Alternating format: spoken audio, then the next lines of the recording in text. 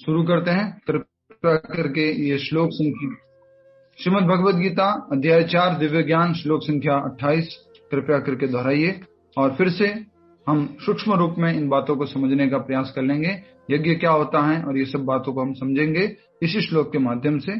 तो कृपया करके श्लोक संख्या 28 दोहराएंगे। द्रव्य यज्ञ सपो यज्ञ योग यज्ञ तथा परे स्वाध्याय ज्ञान यज्ञश्च यतः शंसिता व्रता। एक बार और। द्रव्य यज्ञ सपो यज्ञ योग यज्ञ तथा परे स्वाध्याय ज्ञान यज्ञश्च यतः शंसिता व्रता। आप में से श्लोक का उच्चारण करेंगे। दर्शनी माता कर लीजिए। हरे कृष्ण प्रभु जी, दंडवत प्रणाम। द्रव्य यज्ञास्तपो यज्ञ योग यज्ञास्तथा परे स्वाध्याय ज्ञान यज्ञाश्च यतयः संचित व्रता। बहुत अच्छा, हरि बोल। तो हम शब्दार्थ और अनुवाद को समझने का कोशिश करते हैं। शब्दार्थ में आपको कितने शब्द लेने हैं इस बार? लगभग 4 शब्द हैं। हरे कृष्ण। अपनी संपत्ति का यज्ञ। द्रव्य अर्थात क्या बताया था? धन संपत्ति। जैसे अभी एक परिवार, एक माताजी जो आए हुए हैं, उन्होंने अपनी खुद की जो प्रॉपर्टी थी भारत में, कुछ था ऐसा, कुछ जमीन थी, कुछ घर था जो अपने नाना जी के समय से, कुछ दादाजी के समय से था, उनका उसमें हिस्सा था। तो उन्होंने वो प्रॉपर्टी अभी जो है मंदिर के लिए सेवा में समर्पण कर दी है, मंदिर को दान दे दी है। जिसको कौन सा यज्ञ बोलेंगे? द्रव्य यज्ञ, धन संपत्ति, द्रव्य यज्ञ। तपयज्ञ। तपोयज्ञ मतलब शरीर के सुखों को त्याग देना, शरीर के शारीरिक सुखों को त्याग देना, और उसको फिर उससे क्या होगी? फिर तपस्या होगी। उसको क्या बोला गया है? तपोयज्ञ। योग यज्ञ, अष्टांग योग के यज्ञ। अष्टांग योग आप सभी लोग जानते हैं। अष्टांग योग के 8 भाग होते हैं, 8 अंग होते हैं। यम, नियम, आसन, प्राणायाम, प्रत्याहार, ध्यान, धारणा, समाधि, ये अष्टांग योग के 8 भाग होते हैं। तो अष्टांग योग में क्या होता है? शरीर को अलग अलग तरह से प्राणायाम के द्वारा, प्रत्याहार के द्वारा, आसनों के द्वारा, ध्यान के द्वारा एक विशेष रूप से स्थित करने की कोशिश की जाती है। इसको बोला गया है अष्टांग यज्ञ, अष्टांग योग यज्ञ। उसके बाद है तथा इस प्रकार अपरे अन्य स्वाध्याय। तो एक शब्द आपको आज पकड़ना है, स्वाध्याय। स्वाध्याय का अर्थ क्या होता है बताइए? रेखा छिपा माता जी, कहाँ चले गए थे आप? इतनी छुट्टी लेके आए हैं।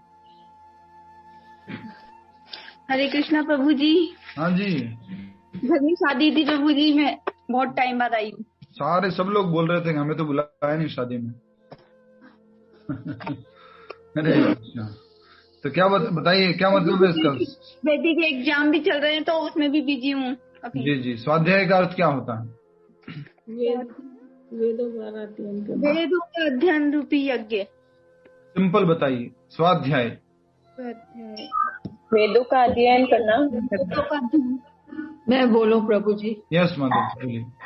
प्रभु जी, सेल्फ स्टडी होता है स्वाध्याय। स्वाध्याय का अर्थ होता है सेल्फ स्टडी। स्व मतलब खुद, अध्याय मतलब अध्ययन करना। तो यहाँ पर उसको लिखा गया स्वाध्याय, वेदा अध्ययन रूपी यज्ञ। तो वेद अध्ययन कौन करता है? स्वयं करते हैं, हम स्वयं। इसके लिए इसका क्या बोला गया है? वेदा अध्ययन रूपी यज्ञ, मतलब अध्ययन करना। अध्ययन के माध्यम से आपने जो शक्ति, आपने जो अपने आंखों से देखना, आपके आंखों दिमाग से समझना, ये सब चीजों का जो आहुति दिया, उसको क्या बोलते हैं? स्वाध्याय यज्ञ। ज्ञान यज्ञ, दिव्य ज्ञान की प्रगति हेतु यज्ञ।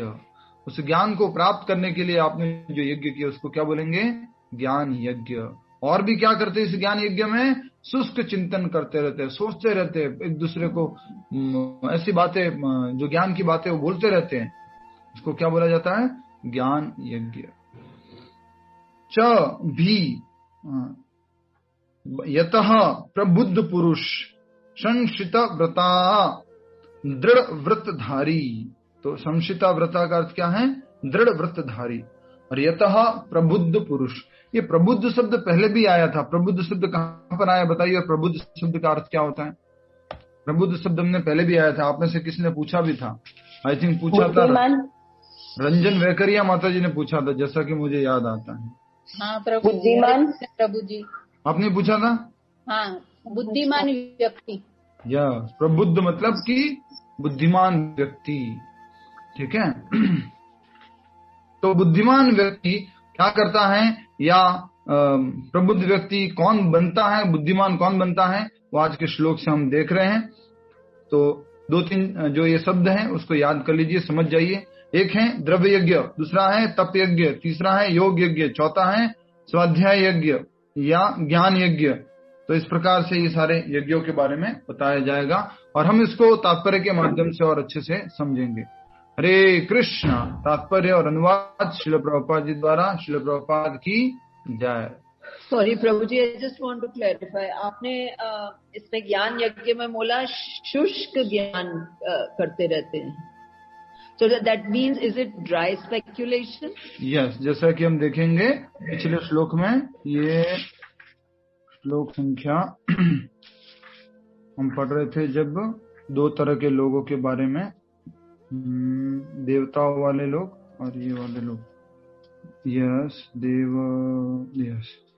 यस, देखिए देवता वाला जो श्लोक था, श्लोक संख्या 25 के अंदर,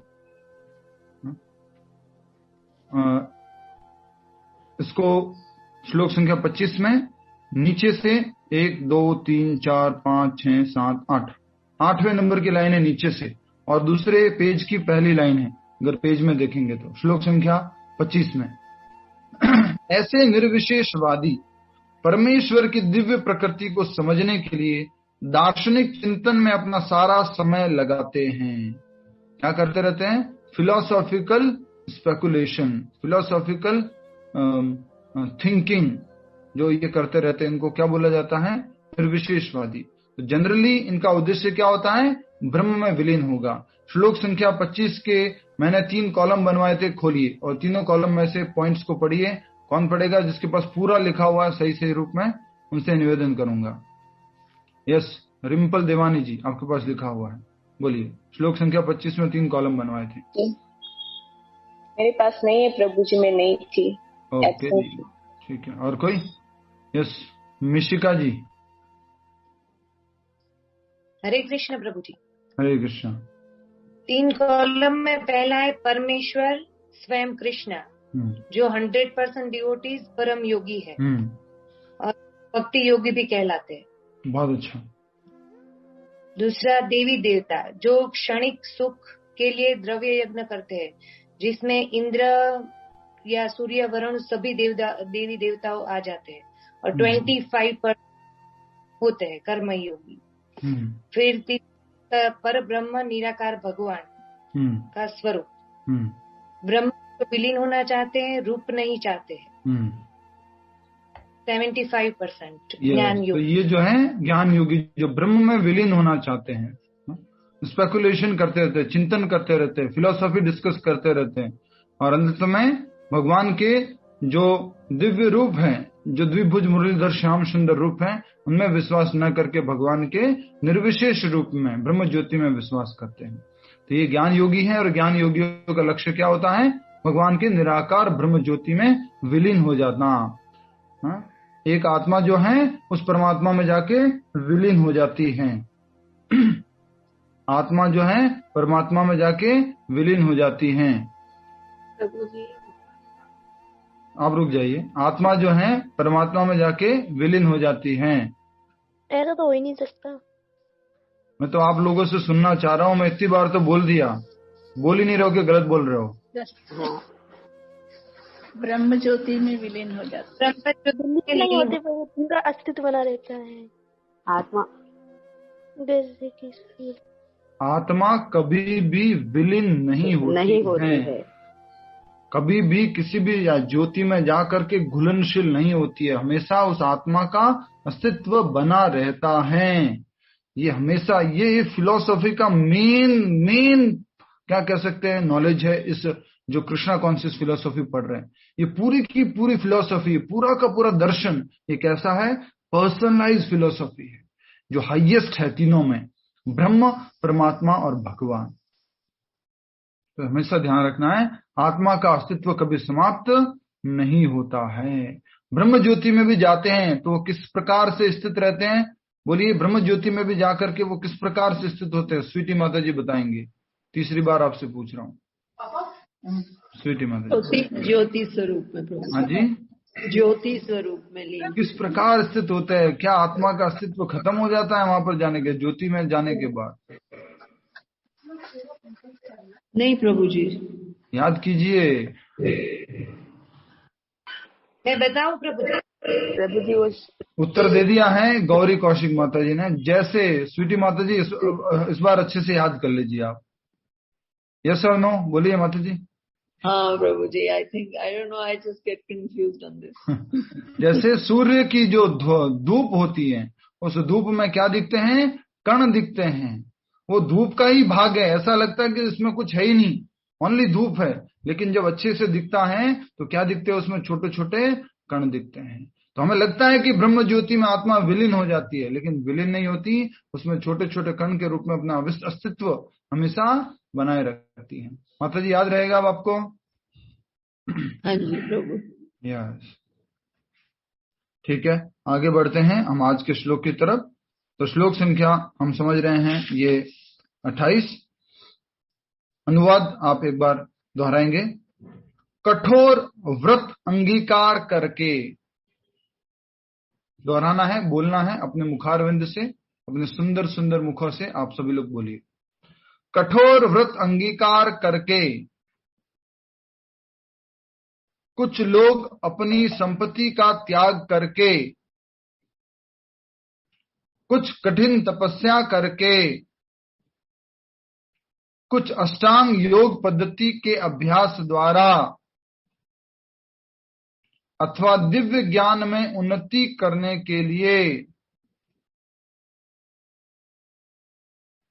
वेदों के अध्ययन द्वारा प्रबुद्ध बनते हैं, बुद्धिमान बनते हैं, संयमी बनते हैं। ये जो है समशिता व्रता, दृढ़ व्रतधारी, यतः प्रबुद्ध पुरुष। तो ये दृढ़ व्रतधारी जो इस प्रकार से अलग अलग योग के बारे में बताया गया है, आप साफ साफ देख पा रहे हैं।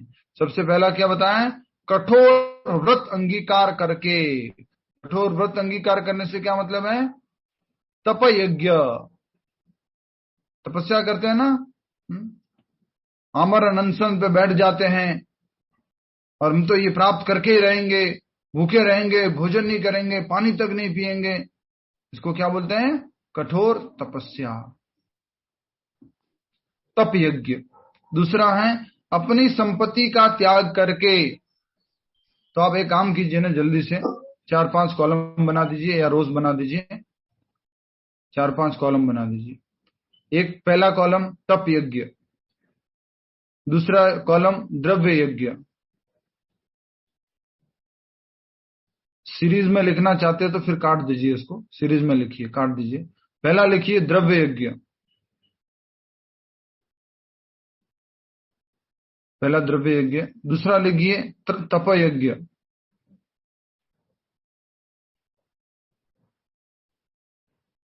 चौथा लिखिए, सॉरी तीसरा लिखिए ज्ञान यज्ञ।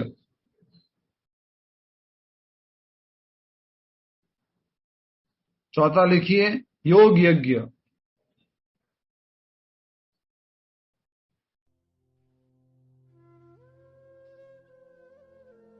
और पांचवा और सबसे इंपॉर्टेंट क्या लिख सकते हैं, भक्ति यज्ञ।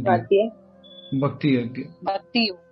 यस, भक्ति यज्ञ, भक्ति करना। भगवान श्री कृष्ण के लिए सब कुछ समर्पण करने को भक्ति यज्ञ कहते हैं। ठीक है, लिख दिया आपने। सबसे पहले द्रव्य यज्ञ, फिर तप यज्ञ, फिर ज्ञान यज्ञ, फिर योग यज्ञ और उसके बाद भक्ति यज्ञ। अब इसमें डिटेल्स क्या क्या है इसको हम जल्दी से समझ लेते हैं। सबसे पहला है द्रव्य यज्ञ, अपनी धन संपत्ति की आहुति देना।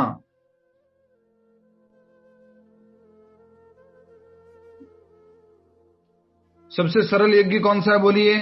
सबसे सरल यज्ञ द्रव्य यज्ञ। द्रव्य यज्ञ।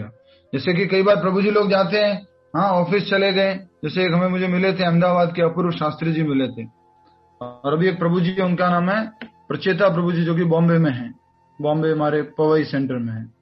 तो वो जब वहां उनके यहाँ गए थे अपूर्व शास्त्री जी के यहाँ पे, आपको मालूम है वो 5 बार गए उनके पास, 5 बार, और 5 बार उनको रिजेक्ट कर दिया गया। नहीं, हमें आपसे कोई बात नहीं करनी है, आपसे मिलना नहीं है, आप बिल्कुल भी मत आइए। फिर गए, फिर उनको मना कर दिया, नहीं हम तो राष्ट्रवादी हैं, हम तो देशवासी हैं, हम तो भारत माता की जय करने वाले हैं, हमारा एक दूसरा और सेक्शन है, वो उनकी तरफ जाइए, आप हमारे पास मत आइए। फिर गए उसके बाद में, फिर उन्होंने उनको बोल दिया, देखिए आप बार बार ऐसे मत आइए, हमें अच्छा नहीं लगता, आप साधु वेश में हैं, हम आपको अपमानित नहीं करना चाहते हैं, आप कृपया करके हमारे जो क्या बोलते हैं, जो देव तरह का हमारा एक संघ है, उस संघ में जाइए, हमारे पास मत आइए। 5 बार उनको वहां से रिजेक्ट किया गया प्रभु जी को।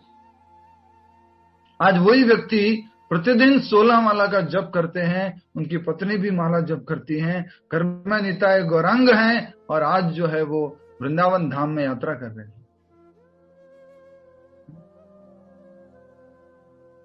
शुरुआत कहां से हुई थी मालूम है? उन्होंने इन 5 मीटिंग में बीच में एक बार थोड़ा सा चेक दे दिया था, थोड़ा डोनेशन दे दिया था। इसको क्या बोलते हैं? द्रव्य यज्ञ।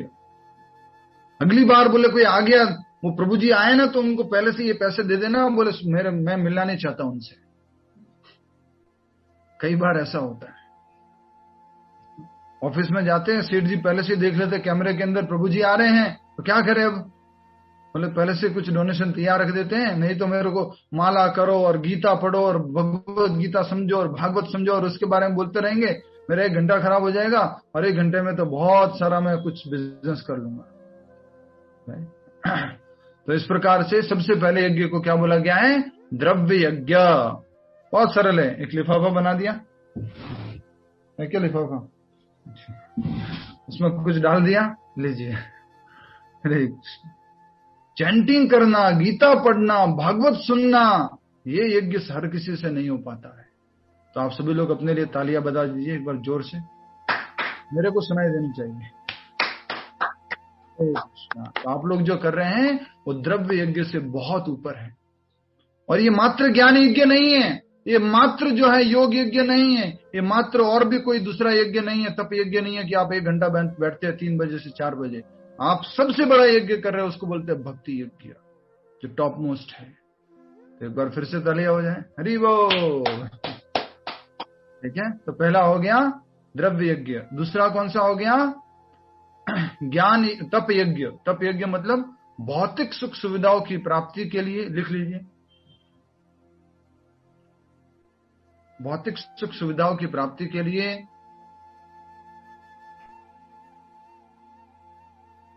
स्वेच्छा से शरीर को कष्ट देना।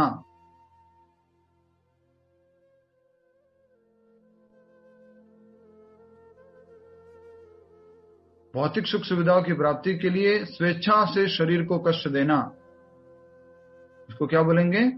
तप यज्ञ। सभी लोग वीडियो ऑन करके बैठिए, हरि बोल, हरे कृष्णा। ठीक है, स्वाति जी लिख दिया? सेंटेंस को चेंज करता हूं, आप बताइएगा आप, ठीक है, आपको उत्तर देना है।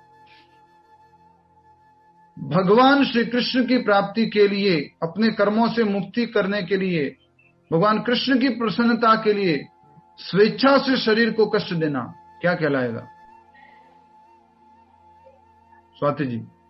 भक्ति यज्ञ। यस, हरि बोल। सेम चीज है, फर्क क्या था बोलिए? भौतिक चीजों की प्राप्ति करने के लिए। तपस्या करते हैं, वृंदावन जाते, गोवर्धन परिक्रमा 21 किलोमीटर की परिक्रमा बिना चप्पल के करते हैं, वो भी तपस्या है। एकादशी का पालन करते हैं, जन्माष्टमी में पूरा दिन फास्टिंग करते हैं, रात को 12 बजे पानी का एक ड्रॉप लेते हैं, ये भी एक तपस्या है। पर किसके लिए? भगवान कृष्ण की प्रसन्नता के लिए। स्वाति जी क्या कहना चाह रहे हैं? प्रभु जी, जन्माष्टमी में फास्टिंग क्यों करते हैं? भगवान कृष्ण की प्रसन्नता के लिए कि आपके इस जन्म दिवस पर हम आपके इस दिव्य जन्म को, दिव्य कर्म को हम समझ पाए और अधिक से अधिक नाम जप कर पाए, अधिक से अधिक कीर्तन कर पाए। अब इसका मतलब समझ जाइए कि अगर हम फास्टिंग करके नाम जप नहीं कर रहे हैं, कीर्तन नहीं कर रहे हैं और अपने समय को जो है जीव जागो गोरा चंद बोले। हरे कृष्ण।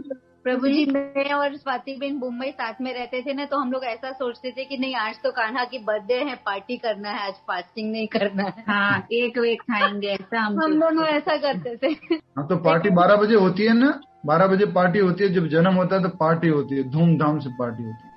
और अगले दिन उनके पिताजी बर्थडे सेलिब्रेशन कराते हैं, अगले दिन उनके पिताजी सबको पार्टी देते हैं, उसको बोलते हैं नंदोत्सव।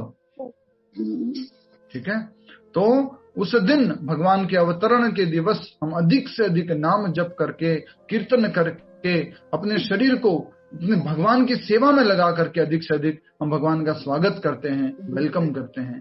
इसलिए ये फास्टिंग करते हैं।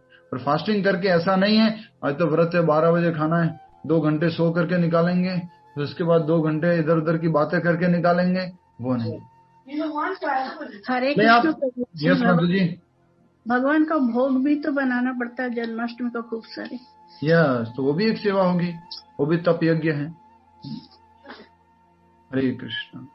तो आशा करता हूँ आपको समझ में आया जन्माष्टमी के दिन फास्टिंग क्यों करते हैं। सिंपल सा उत्तर है इसका, हम अपने शरीर की आवश्यकताओं को कम करके आत्मा के कार्य अधिक से अधिक करते हैं। तप यज्ञ हो गया, समझ गए। तप यज्ञ के बाद ज्ञान यज्ञ। ज्ञान यज्ञ क्या है? दिव्य ज्ञान की प्राप्ति के लिए, दिव्य ज्ञान की प्राप्ति के लिए अपने समय को वेदा अध्ययन, शास्त्र अध्ययन में लगाना। दिव्य ज्ञान की प्राप्ति के लिए अपने समय को वेदा अध्ययन, शास्त्र अध्ययन में लगाना। प्रभु जी, अध्ययन मतलब स्टडी ना? स्टडी, पढ़ना। एक रीडिंग होता है और एक स्टडिंग होता है, दोनों में फर्क होगा, आप जानते होंगे। रीडिंग तो होता है न्यूज़पेपर आपको पढ़ने के लिए बोला जाता था ना स्कूल में, खड़े होकर बोलते न्यूज पढ़िए। Today's news from times of India, 2 terrorist killed in the Ladakh area. तो ये न्यूज हो सकता है, वो रीडिंग हो सकता है। स्टडी क्या होता है? उसको अच्छे से समझना, उन बातों को उसमें डिटेल में जाना, स्टडी होता है। ये हो गया ज्ञान यज्ञ। उसके बाद क्या आता है? योग यज्ञ। योग यज्ञ में लिख लीजिए, अष्टांग योग के द्वारा, अष्टांग योग पद्धति के द्वारा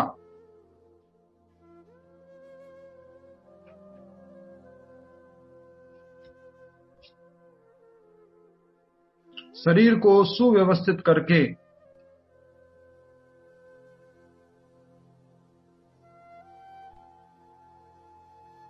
प्राणवायु को मुक्त करना,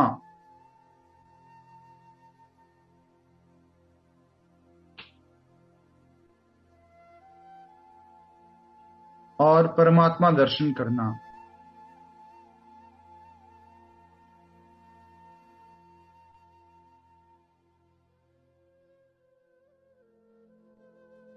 देखो समझ में आ रहा हो तो लिखना, नहीं तो मैं नेक्स्ट टाइम पूछूंगा प्रश्न कोई और, उत्तर किसी और लाइन में से उठा करके बोल देंगे तो काम नहीं चलेगा। प्रभु जी एक बार फिर बोलना, योग यज्ञ। यस स्वीटी माता जी, क्या कह रहे हैं आप? वही प्रभु जी, प्राण वायु को क्या करना? हाँ, प्राण वायु को मुक्त करना। कल हमने देखा था ना, प्राण वायु कहाँ लग जाती है? सारा भोजन को पचाने में लग जाती है, तो फिर उसको टाइम ही नहीं मिलता शरीर को हील करने में, शरीर को शुद्ध करने में, शरीर को सात्विक अवस्था में लेके आने में, उसी में प्राणवायु बिजी हो जाती है। हमने कल देखा था, याद होगा आपको, 2 तरह की आत्मा होती है, एक प्रत्येक आत्मा और एक पराग आत्मा। पराग आत्मा क्या होता है? जो भी इंद्रिय विषयों से, इंद्रिय भोग से आसक्त है उसको क्या बोलते हैं? पराग आत्मा। प्रत्येक आत्मा प्रत्यग त्याग, तो जो इंद्रिय भोग से विमुख हो चुकी है, इंद्रिय विषयों से विमुख है, इंद्रिय भोग में नहीं स्वाद मिलता, उसको बोलते हैं प्रत्येक आत्मा। ठीक है। और लास्ट वाला हो गया हमारा अष्टांग योग। उसके बाद कौन सा है? भक्ति यज्ञ। अब भक्ति यज्ञ में देखिए सब कुछ आ जाएगा। ठीक है। हाँ जी, योग इसके बारे में बताइएगा दोबारा। अष्टांग योग। अच्छा, योग यज्ञ। अष्टांग योग पद्धति द्वारा किसने लिखा तो बोलिए, मुझे भी नहीं मालूम मैंने क्या बोला पूरा। मैं बताऊं प्रभु जी? अष्टांग योग पद्धति, बोलिए।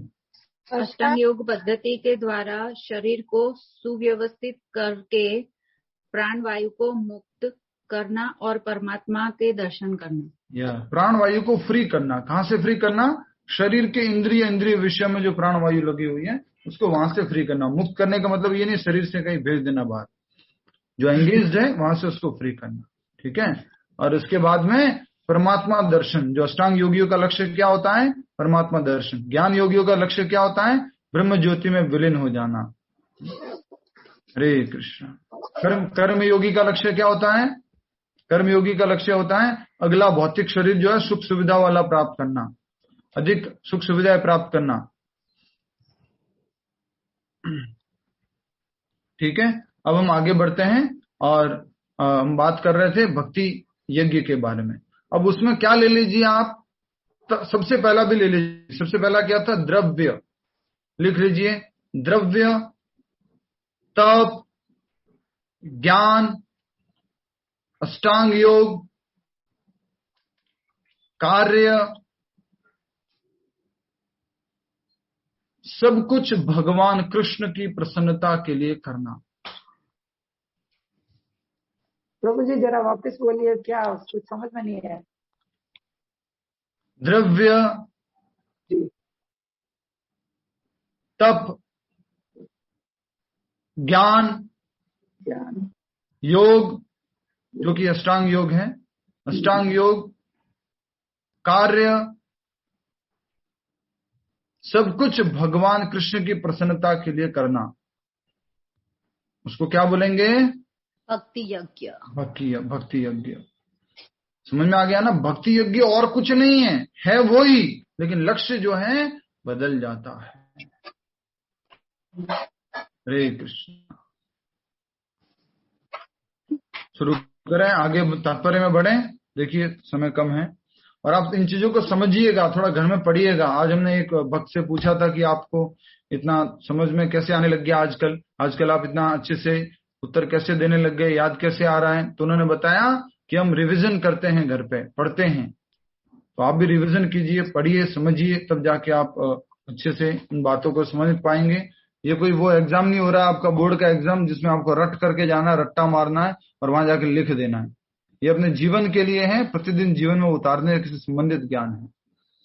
तात्पर्य श्रील प्रभुपाद जी द्वारा तात्पर्य समझ लेते हैं। प्रभु जी मैंने कभी कभी सुना था कि स्वाध्याय में जाते हैं ऐसा, तो अभी आज स्वाध्याय वर्ड का रियल मीनिंग समझ में आया। स्वाध्याय अपने आध्यात्मिक उत्थान के लिए वेद आदि शास्त्र आदि का अध्ययन करना, स्पिरिचुअल प्रोग्रेस करने के लिए, दिव्य ज्ञान की प्राप्ति करने के लिए। हरे कृष्ण प्रभु जी। भगवान योग कार्य सब कुछ भगवान श्री कृष्ण को अर्पण करके करना, भगवान श्री कृष्ण की प्रसन्नता के लिए करना। जो भी आप करते हो, द्रव्य यज्ञ करते हो, ज्ञान यज्ञ करते हो, योग यज्ञ करते हो, तप यज्ञ करते हो, सब कुछ भगवान कृष्ण की प्रसन्नता के लिए करना, इसको बोलते हैं भक्ति यज्ञ। हरे कृष्ण। हरे कृष्ण प्रभु जी। स्वाध्याय के लिए बोले आपने अनुष्ठान यज्ञ भी बताया था। हाँ, अनुष्ठान यज्ञ भी बताया था। हाँ, अनुष्ठान क्या होता है? मुझे इसमें बताया था समस्त तीर्थ स्थानों की यात्रा करते हैं वे यज्ञ भौतिक जगत में किसी सिद्धि विशेष के लिए किए जाते हैं। तो अनुष्ठान का मतलब समझते हैं? पंडित जी बोलते हैं, स्वाति जी और अपने पूनम गर्ग माता जी, छायाकूट माता जी कंप्लेन लेके जाते हैं आजकल ना। जस्ट उदाहरण के लिए, गलत मत समझिएगा कि हमारा और हमारे हस्बैंड की जो है आजकल बातें नहीं हो रही हैं, तो कृपया करके पंडित जी को सॉल्यूशन बताइए, बहुत दिन हो गए, आजकल बातें होना बंद हो गया है। तो पंडित जी क्या कहते हैं, ये प्रॉब्लम है, वो प्रॉब्लम है, ऐसा प्रॉब्लम है, ठीक है, ये हो गया है आपका, ऐसा ऐसा। आपको जो है एक अनुष्ठान करवाना पड़ेगा। अनुष्ठान मतलब होता है कोई भी कर्म कांड की क्रिया। अनुष्ठान का क्या अर्थ है, कोई भी कर्म कांड की क्रिया।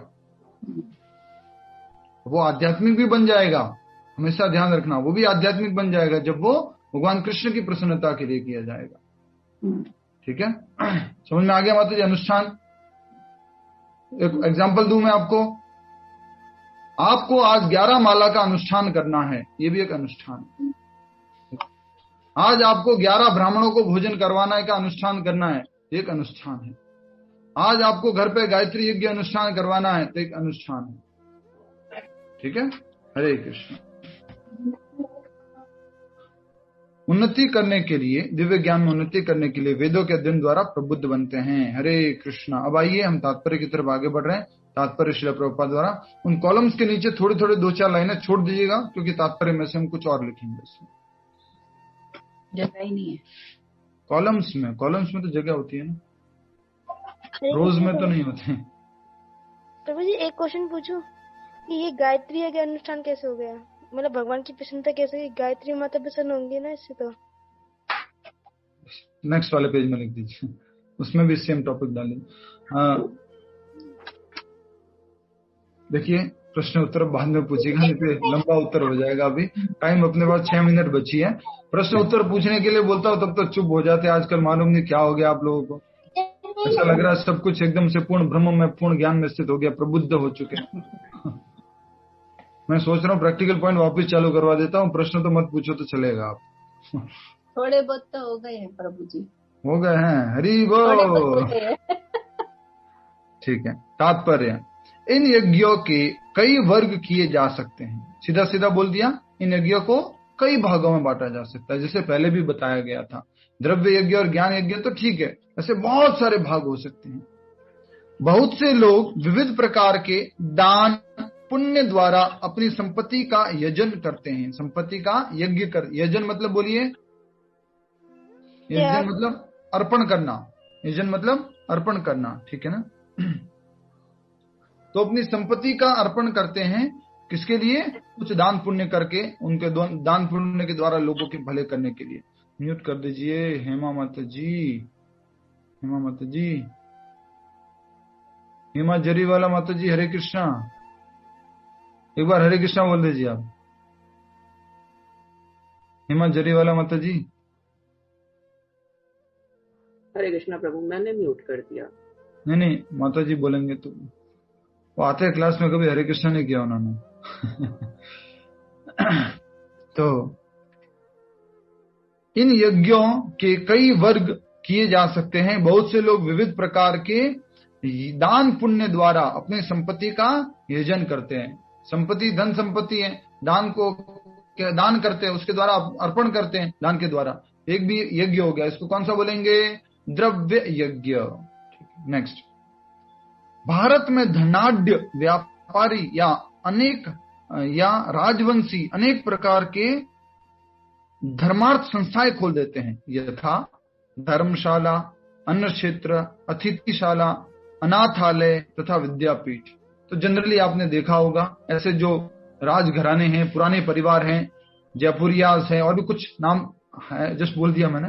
तो ये लोग क्या करते हैं, हर जगह जाएंगे इनकी धर्मशाला मिलेगी आपको, हर जगह जाएंगे इनका आपको कुछ न कुछ क्या बोलते हैं, गेस्ट हाउस मिलेंगे इनका, आपको कोई अन्न क्षेत्र मिलेगा, आप जाके फ्री में प्रसाद ले सकते हो, कहीं पर भी चले जाओ।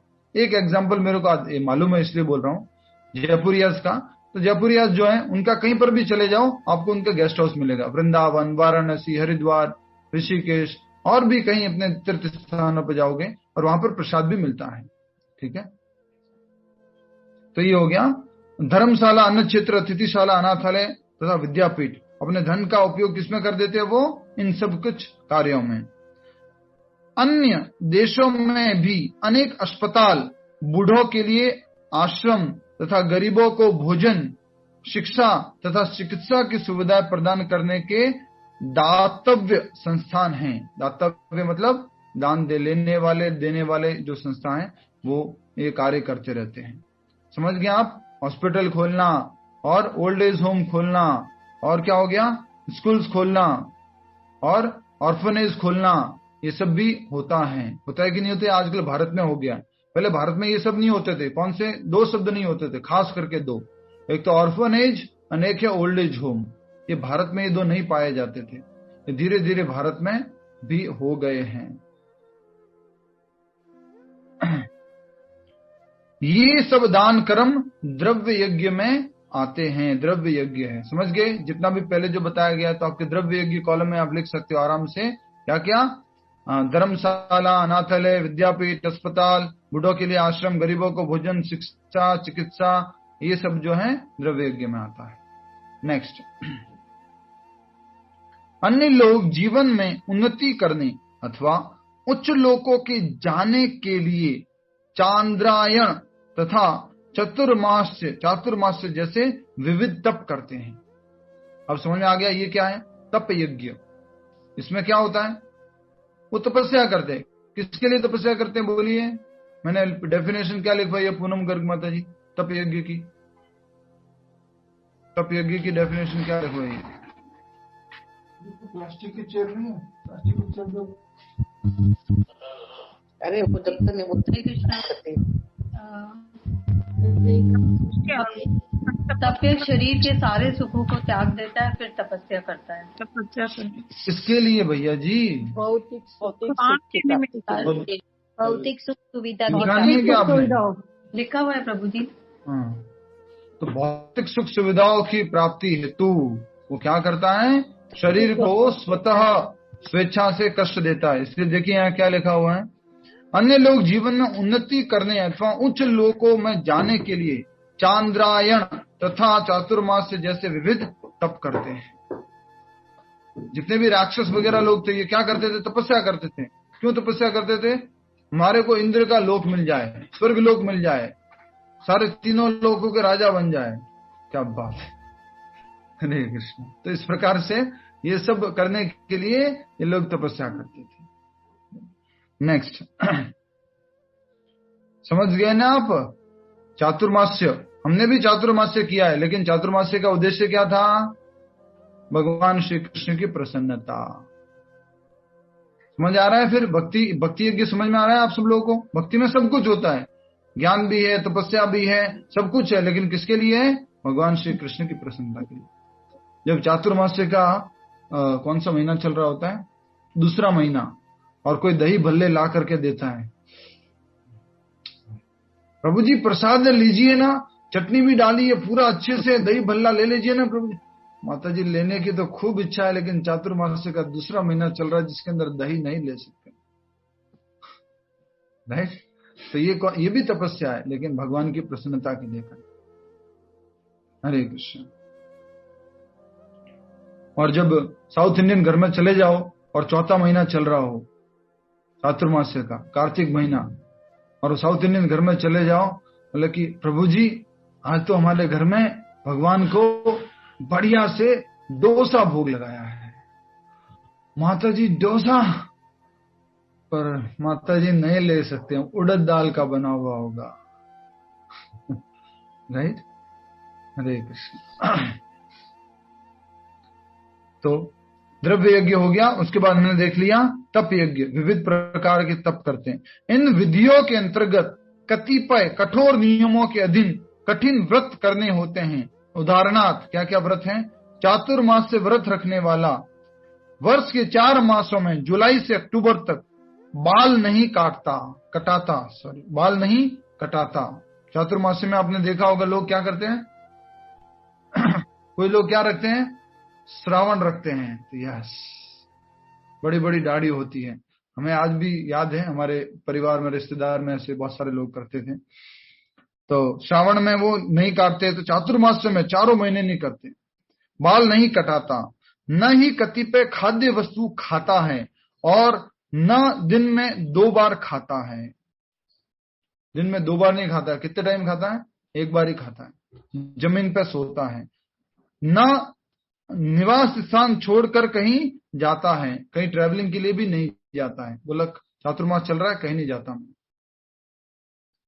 जीवन के सुखों का ऐसा परित्याग तपोमय यज्ञ कहलाता है। जीवन के सुखों का क्या किया है? परित्याग। पर अगेन किसके लिए किया बोलिए? भौतिक सुख सुविधा के लिए।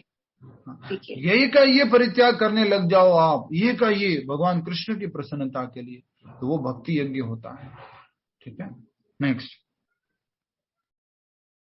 कुछ लोग ऐसे भी हैं, अब तो आप लिख लीजिएगा अपने तप यज्ञ वाले कॉलम में, चातुर्मास्य में बाल नहीं कटाना, एक टाइम भोजन करना, अपना निवास स्थान कहीं छोड़कर नहीं जाना, चातुर्मास्य और चंद्रमा क्या नाम था इसका, चांद्रायण आदि व्रत करना। ये उसमें लिख सकते हैं आप नीचे और कॉलम के अंदर एग्जाम्पल के तौर पर। कतिपय मीन्स, कतिपय मीन्स, कतिपय मीन्स, कतिपय मीन्स क्या होगा? कोई पूछ रहा है कतिपय? बिल्कुल नहीं, कभी भी नहीं, कभी भी नहीं, बिल्कुल नहीं। जीवन के सुखों का ऐसा परित्याग तपोमय यज्ञ कहलाता है। कुछ लोग ऐसे भी हैं जो अनेक योग पद्धतियों का अनुसरण करते हैं, यथा पतंजलि पद्धति, ब्रह्म में तदाकार होने के लिए, अथवा हठ योग या अष्टांग योग विशेष सिद्धियों के लिए। तो ये भी एक यज्ञ है, और ये कौन सा है? योग यज्ञ। ठीक है। कुछ लोग समस्त तीर्थ स्थानों की यात्रा करते हैं, ये सारे अनुष्ठान योग यज्ञ कहलाते हैं। कौन कौन से हो गए बोलिए? पतंजलि योग यज्ञ का पालन करना, और अष्टांग योग पद्धति का पालन करना, और तीर्थ यात्राओं की यात्रा करना पैदल, ये सब कह सकते हैं योग यज्ञ है। ठीक है, हरे कृष्णा। नेक्स्ट, जो भौतिक जगत में किसी सिद्धि विशेष के लिए किए जाते हैं, ये सारे किसके लिए किए जाते हैं? भौतिक जगत में सिद्धि प्राप्त। सिद्धियां क्या होती है बोलिए जल्दी से? सिद्धियां, टाइम हो गया अपना, 2 मिनट और में पूरा करना है। सिद्धियां क्या होती है? सिद्धि, सिद्धि क्या होती है? अष्ट सिद्धि। अष्ट सिद्धि क्या होती है? एक आध सिद्धि का एग्जाम्पल। जैसे प्रभु जी अभी वो चलता है मन को वश करना, ऐसे बहुत सारे लोग लिखा रहता है, पेपर न्यूज में आता है। हरे कृष्ण प्रभु जी। अणिमा, लघिमा, यस, अणिमा, लघिमा, प्राप्ति, असिता, वसीता, ये सारी सिद्धियों के नाम हैं। इसमें क्या करते हैं? सिद्धि करने के बाद व्यक्ति हल्के से हल्का हो जाता है, भारी से भारी हो जाता है, छोटा से छोटा हो जाता है, बड़ा से बड़ा हो जाता है। ये सारी सिद्धियां किसके पास थी?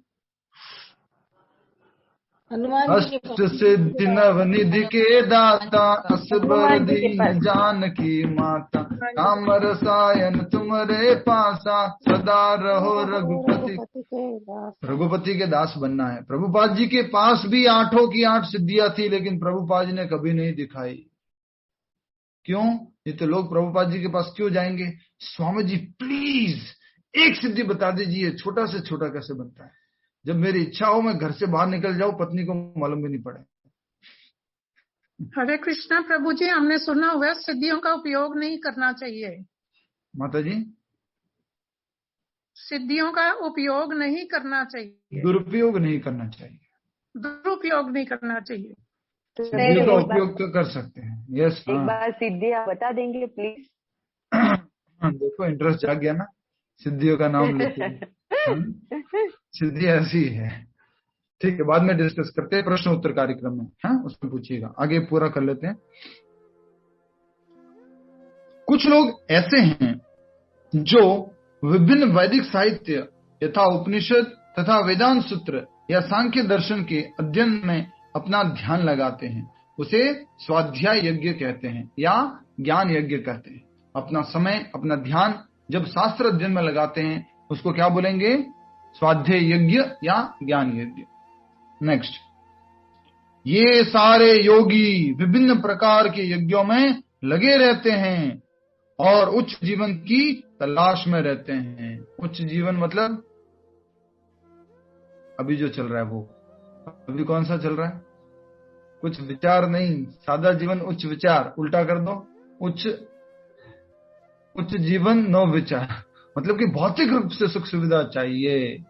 वो जो है इन सारे यज्ञों के द्वारा अचीव करने की कोशिश करते हैं। किंतु कृष्ण भावनामृत, लाइन आ गई है, इसके लिए वाइब्रेशन होना चाहिए। किंतु कृष्ण भावनामृत इनसे पृथक है, क्योंकि यह परमेश्वर की प्रत्यक्ष सेवा है। इसे उपर्युक्त किसी भी यज्ञ से पर्याप्त नहीं किया जा सकता, अपितु भगवान तथा अपने प्रामाणिक भक्तों की कृपा से ही प्राप्त किया जा सकता है। फलतः कृष्ण भावनामृत दिव्य है। श्री कृष्ण भावनामृत टॉप मोस्ट है, हाईएस्ट है। बाकी शब्द तो किसके लिए कर रहे थे? मटेरियल चीजों के लिए कर रहे थे। जो भी यज्ञ बताया, योग यज्ञ, ज्ञान यज्ञ, तप यज्ञ, द्रव्य यज्ञ, सब कौन सा प्रोसेस है? लेडर वाले प्रोसेस है, जो स्टेप्स वाले प्रोसेस है। भक्ति यज्ञ, कृष्ण भावनामृत कौन सा प्रोसेस है? लिफ्ट वाला प्रोसेस। ठीक है। आशा करता हूं आपको समझ में आया इन यज्ञों के बारे में। यज्ञ शब्द क्लियर हो गया ना? देखिए, फिर कंफ्यूज मत होना। यहाँ पर यज्ञ शब्दों से क्या मतलब आ रहा है? आहुति देने से मतलब नहीं है जो आग में आहुति डालते हैं। इसमें किसी भी प्रकार की आहुति हो सकती है, आपके धन की, आपके समय की, आपके इंद्रियों को कंट्रोल करने की, मन के डायरेक्शन में कंट्रोल करने की। जैसे कल हमने समझा था, माँ और बच्चे का एग्जाम्पल दिया था। कौन सी भाषा में बोलूं, पुरानी वाली की नई वाली? मम्मा मम्मा शुगर कैंडी, बुड्ढी के बाल, क्या बोलते हैं, राइट? तो ये जैसे ही देखता है मम्मी की तरफ ले लूं क्या, मम्मा बोलते नहीं, तो वो स्वाहा कर देता है अपनी इच्छा को, वो उस माता के अपने निर्देश में स्वाहा कर देता है। Control, under the control of mother. ठीक है। तो ये सारे अलग अलग यज्ञों के बारे में बताया गया है, लेकिन सबसे ऊपर जो है कौन सा यज्ञ है?